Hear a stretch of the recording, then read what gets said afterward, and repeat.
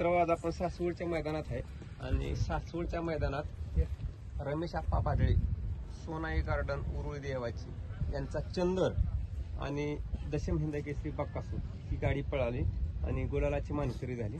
त्याबद्दल आपण टीमची चर्चा करू. नमस्कार आप्पा. नमस्कार.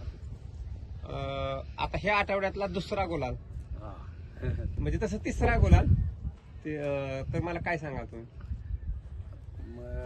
आता हा दुसरा गुलाल म्हणजे आम्ही पहिल्यांच्या वासराबरोबर पडलो काय, तिथून पुढं गुलालात म्हणजे आमच्या दाजीच्या बैलांनीच गुलालात घालावलं काय. खोंडाचं नाव सांगा पहिलं. खोंडाचं नाव सांगा. सुलतान बैलांनी घालावलं गुलालात आणि तिथून पुढं गुलाल चालू झालाय आता. आणि आता बकासूरची ह्याची गटाला बी चांगली गाडी पडली आणि सीमेला बी चांगली गाडी पडली. आम्हाला खिटून म्हणजे पालीव साहेबांची गाडी होती, ती बी गाडी लई चांगली पडली आणि गुलालात आम्ही पात्र झालो. बऱ्याच दिवस थोडस हुलकावणी देत होता गुलाल आणि आता गुलालाचा सिलसिला चालू झालाय. हो बरोबर. तर त्याबद्दल आता सगळी टीम खुश आहे का? हा, टीम खुश आहे. पोरांना काय गुलाल पाहिजे नसतो, बाकी काय किती नंबर आला काय काय गुलालाला महत्व तुमचा प्रथमतः बकासूरचा तुमचा पायरा कसा झाला ती सांगा आधी. त्या म्हणजे मामा असन, गोहिल असन, बबलू चाचा असन, रणजित आपला हे असन, तर त्यांनी म्हणजे मोकळ्या मनाने आम्हाला पायरा सासवडचं मैदान झाल्या आम्हाला म्हणजे पायरा दिला त्यांनी एका फोनवरच. आता येणाऱ्या हंगामी काळात कोणाबरोबर नियोजन असेल ते मैदानात बघू आता.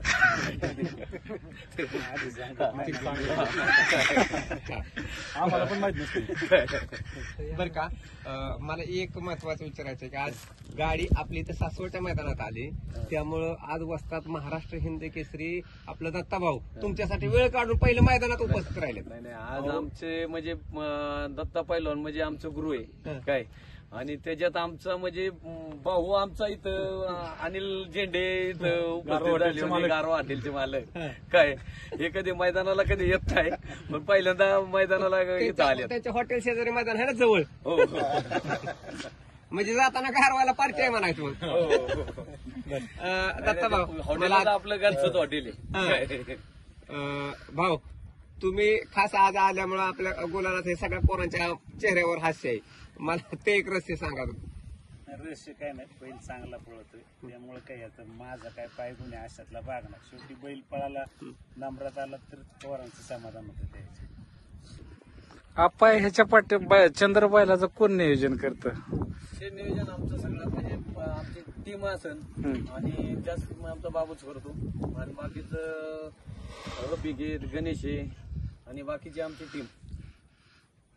आधी संध्याकाळी नियोजन होतं का, कसं ताणायचं, कशी पळवायची? सांगतो काय करायचं, कोणता बैल कोणता पळालाय ते काय ते सगळं तेच बघून सांगतो की बाबा आपल्याला हा पायरा करायचा आहे. बैल फक्त महिन्यात आला तरच बैल कळत नाही कोणता. हे सगळं प्रत्येकचं नियोजन असतं आणि ते गुप्त मध्ये असतं तुमच्याकडे. सकाळी गाडी पळाली बकासूरची, चंद्रची तवा कळलं की मेवण्याने आमच्या बकासूर. मला काल संध्याकाळी 8 वाजेपर्यंत आम्ही हॉटेलवर बसलो, पण तोवरच सांगितलं नाही. बैल कोणता आहे. त्यांचं नियोजन आहे ना तेच बरोबर आहे. पायरा माहित नसताना तरच गाडी पळती, नाहीतर पायरा चोरीला जातो. दाजी आमच्या घरातलं आहे त्याचा विषय नाही काय, पण पायरा तो एक तर पायरा म्हणजे बऱ्याच दिवसापासून करायचं, पण ते त्यांच्या बैलांनी गुलाल दिल्यामुळे आमचा हा पायरा झाला. मामाचा तिसऱ्या दिवशी फोन आला की आपली गाडी सासवडला पळू म्हणून.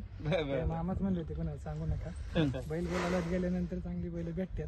बरोबर आहे. मोठा आनंद आहे. बैल असाच गुलालात राहिला पाहिजे हीच आमची इच्छा, बाकी काय अपेक्षा नाही बैला.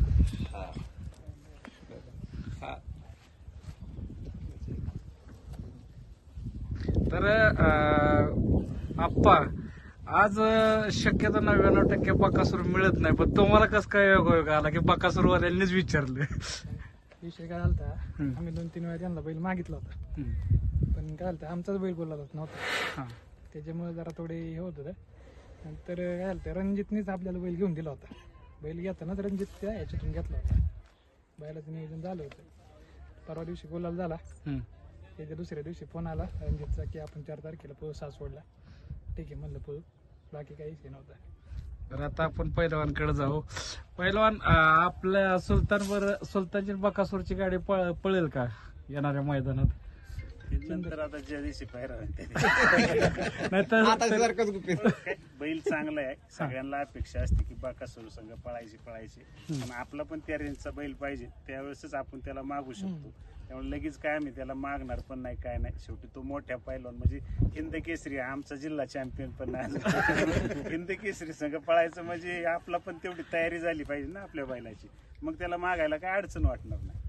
आज तुमच्याच तिथली सर्व बैल गुलालात आहे, त्याच्याबद्दल काय वाटतंय? तुम्हाला मी त्या दिवशी पण सांगितले, वडकीचा मातीचा गुणधर्म आहे.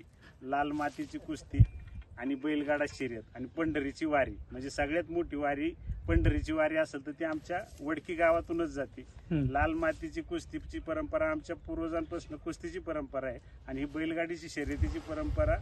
त्यामुळे आमच्या मातीचा गुणधर्म आहे. आज मला वाटतं 2-3 गाड्या आमच्या वडकीतल्या या ठिकाणी फायनलला होत्या. तुम्हाला त्या दिवशी पण सांगितलं, प्रत्येक मैदानात वडकीची एक ना एक गाडी मैदानात आमची फायनल राहते. त्यामुळे वडकी करे ना अतिशय चांगल्या पद्धतीचं, आता मैदानं पण तुम्ही पाहताय, चांगल्या पद्धतीचं नियोजन. वडकी गावात जरी स्पर्धा असेल तर कोणत्याही बैलावरती अन्याय करत नाही आणि त्या नंदीचा वडकीकरांना आशीर्वाद आहे की तुम्ही कुणावरती अन्याय न करता आमच्या गावातली आमची जरी गाडी असेल तरी आम्ही बाद देतो. त्यामुळे त्या नंदीचा आशीर्वाद आहे की तुम्ही बाबा इमानदारी करता. त्यामुळे प्रत्येक मैदानात आमची एक गाडी फायनलला असतेच. आता त्याचबरोबर काय, हा जी गुलालाचा सिलसिला आहे हा कायम चालू लावा. महत्वाचं काय, आता येणारा 9 फेब्रुवारीचं जे आदित्यदा केसरी